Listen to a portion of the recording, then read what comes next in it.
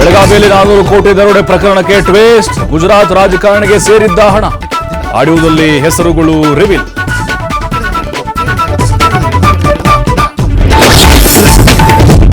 ಶಿಡ್ಲಘಟ್ಟ ಪೌರಾಯುಕ್ತಗೆ ಬೆದರಿಕೆ ಪ್ರಕರಣ. ಕಾಂಗ್ರೆಸ್ ಮುಖಂಡ ರಾಜೀವ್ ಗೌಡ ಅರೆಸ್ಟ್. ಕೇರಳ ಗಡಿ ಭಾಗದಲ್ಲಿ ಬಂಧನ.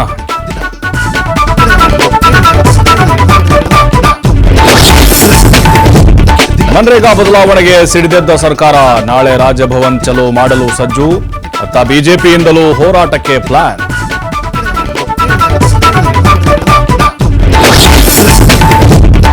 ರಾಜ್ಯಪಾಲರ ಭಾಷಣ ವಿವಾದದ ಬಳಿಕ ಸರ್ಕಾರ ಅಲರ್ಟ್.